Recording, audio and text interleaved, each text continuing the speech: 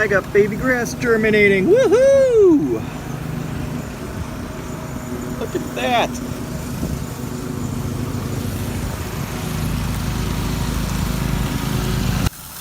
Be sure to hit subscribe if you're not already a subscriber. I really appreciate it, guys. Anyway, I just wanted to do a quick 20-day video update for you to see where we're at with the lawn. Getting a lot of good growth here. Sprinklers just went off. Perfect timing, I can walk in here now. It's pretty wet. This is all new growth. You can see this big dead patch here that I smoked with glyphosate. There's the baby grass, it's looking good. It's maybe half a centimeter high right now, so it's not growing a lot. At least not yet. Plan is to put down some starter fertilizer today. I did not put that down and seed down because I didn't want to push existing top growth here of the old grass. So I'm going to be putting that down today, and I'm going to really be starting to push this new grass as much as possible before it gets too cold. This side of the lawn I didn't do anything to this year at all. And that side is the renovated part.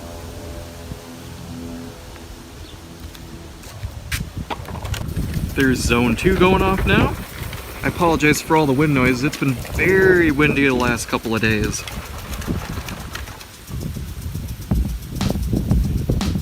I have one impact on that zone and one rotor.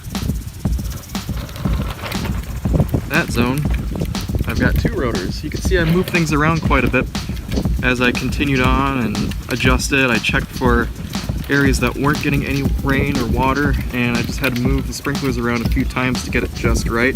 So it's always a work in progress. It's never the way I want it. Always fine-tuning.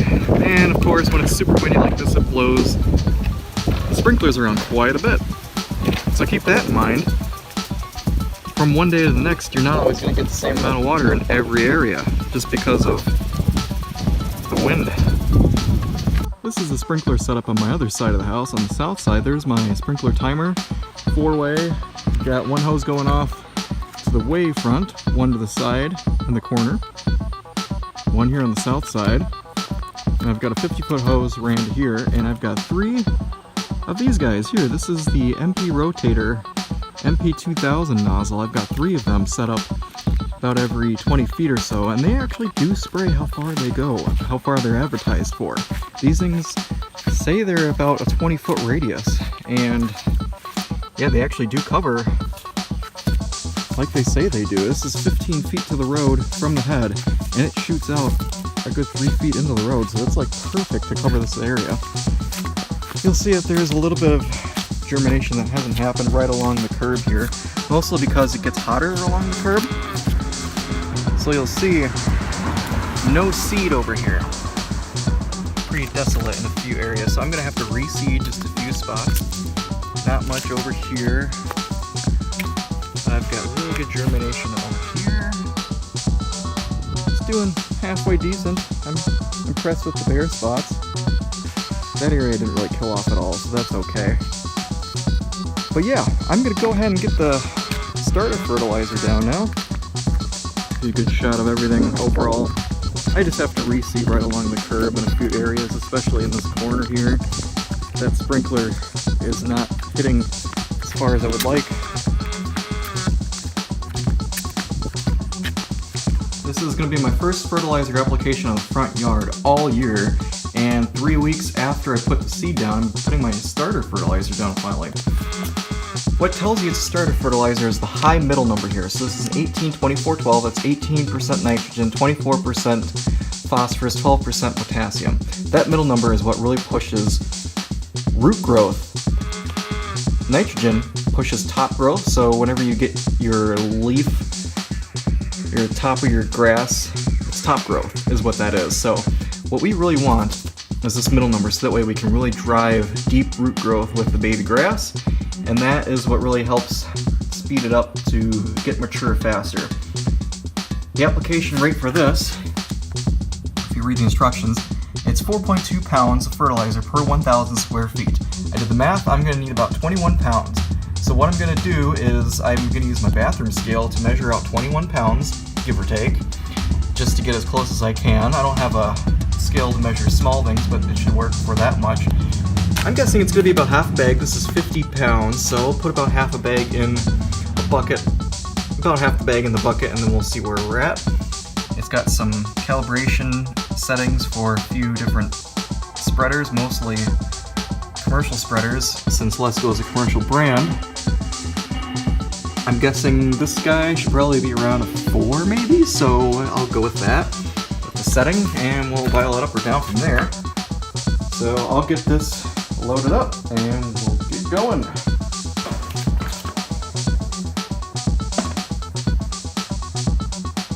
£22. Close enough.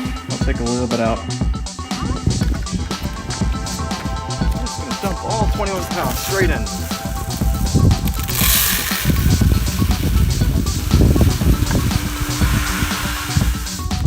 How many did you put in? 21 pounds. 21?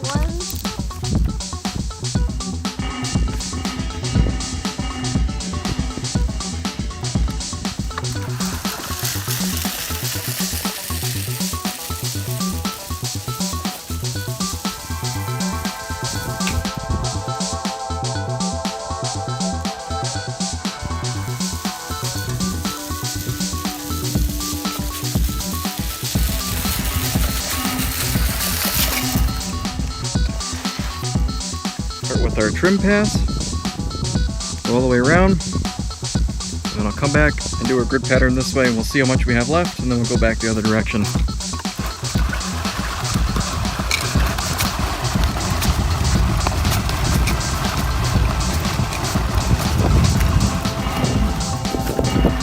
I should turn the edge guard on for this.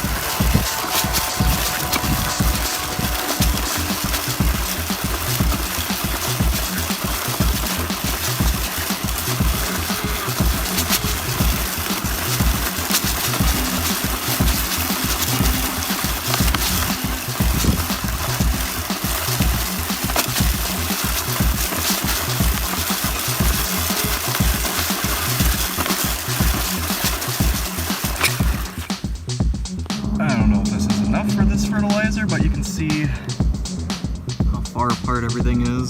You can see those granules. That's probably why I have to do a second pass. They're pretty sparsely apart. So I just did a trim pass. It didn't really use too much. Probably gonna have to go both directions. So let's do it.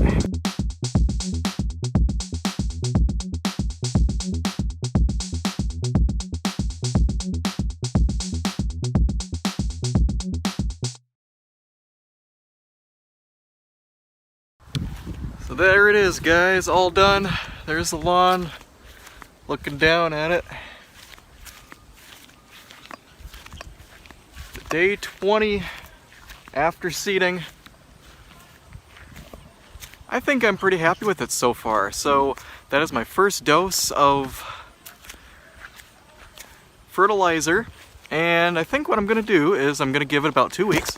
Just keep on watering it as much as I can. Using this trusty timer right here. It's been working great. That's the Melnor 4-way hose end timer. Couple of lessons learned I just want to talk about quick. So looking back at all my successes and failures during this, I didn't have hardly any rain during the time. This is the cloudiest it's been in like 3 weeks. I'm not even kidding. So I think it's rained 1 time since I actually had this down. Therefore, I didn't get any seed washout, but I also didn't get any germination where my sprinklers weren't hitting. So if you think you have enough sprinklers for your renovation or your overseeing project, get more sprinklers. Because I can tell you right now, you're going to go back and get some more because your coverage isn't going to be as good as you thought it was, because the pressure coming out of your hose spigot isn't as good as you were hoping either. So I ended up just starting out with 3 sprinklers. I think I've got 8 now. Looking back, if I were to do it again, I would probably go 100% MP rotator all the way around. I would probably do this area here. I'd probably just dot the edge going all the way around with probably MP3000s covering the large areas, and probably this area over here. And I'd probably get a couple of MP2000s, which is a little bit shorter range. Those are 20 foot. I would just stick them over alongside the fence like I had originally.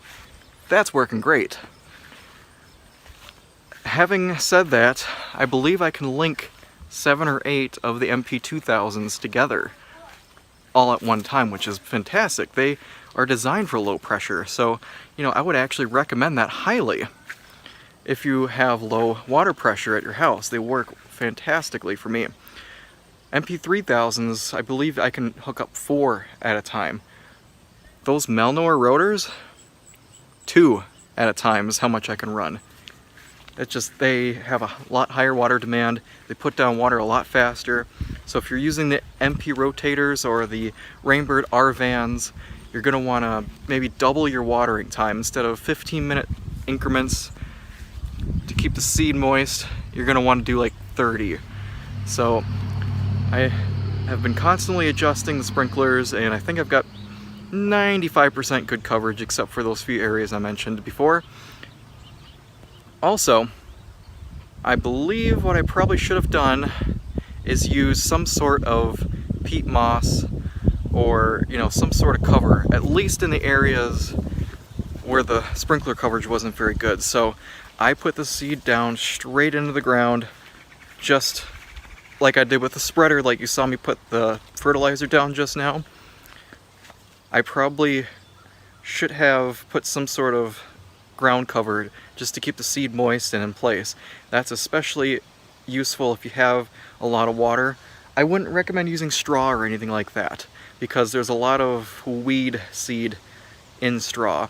So you're better off using peat moss or a seed blanket or something. Check out Ryan Knorr on YouTube. He just recently did a video where he had a lot of seed washout. The only thing that saved him was a seed blanket. It's basically just like it sounds. It's a biodegradable blanket that goes right over the top of your seed after you put your seed down, and it keeps everything tacked down on the ground, and the seed pops up right through it. So it worked out really good for him. I didn't find any locally. I don't know how expensive it is, but if you want to do it right, spend the money, get everything you need up front, and I think you'll have really good success. Water is truly king in this case, because I haven't put down any fertilizer up until this point. It's been 3 weeks with nothing. Literally just rain and sunshine is all that's been keeping this grass from growing. It's really short right now. Kentucky bluegrass really tests your patience, but it's going to be worth it in the end. Another thing that worked out great for me was Tenacity.